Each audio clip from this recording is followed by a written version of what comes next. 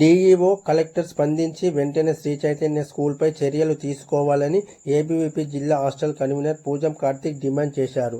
ఈ సందర్భంగా మీడియాతో మాట్లాడుతూ సెలవు రోజుల్లో కూడా స్కూల్ నడిపిస్తూ విద్యార్థులను ఇబ్బందులకు గురి చేస్తున్నారని, ఈ రోజు ఏబీవీపీ నాయకులకు సమాచారం రావడంతో సిరిసిల్లలో శ్రీ చైతన్య స్కూల్ కొనసాగించడంతో వెంటనే స్పందించిన నాయకులు స్కూల్ సిబ్బందితో వాగ్వివాదానికి దిగి శ్రీ చైతన్య స్కూల్ బంద్ చేయించారు. కార్పొరేట్ స్కూళ్ళకి మొత్తం నడిపించుకుంటా ఎంఈఓలు డీఓలు ఏం చేస్తారో మాకు అర్థమైతే లేదు. నమస్తే, నా పేరు పూజం కార్తిక్, ఏబీవీపీ రాజన్న సిరిసిల్ల జిల్లా హాస్టల్ జిల్లా కన్వీనర్.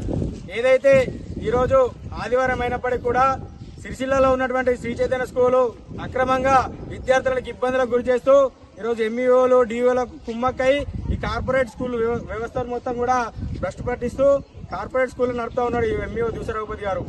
ఈరోజు మేము ఏబీవీపీ నాయకులకు ఇన్ఫర్మేషన్ రావడంతో శ్రీ చైతన్య స్కూల్కి వచ్చి ఈరోజు స్కూల్ను కూడా బంద్ చేయడం జరుగుతుంది. ఇటువంటి పలికిమాలిన చర్య తీసుకోవడం కరెక్ట్ కాదు. ప్రిన్సిపల్ పైన వెంటనే చర్య తీసుకోవాలి, ఎంఈఓ పైన వెంటనే చర్య తీసుకోవాలని డిఓ గారికి విజ్ఞప్తి చేస్తా ఉన్నాం. అదే కూడా స్థానిక కలెక్టర్ గారు స్పందించి ఈ స్కూల్ పై వెంటనే చర్య తీసుకోవాలని డిమాండ్ చేస్తా ఉన్నాం.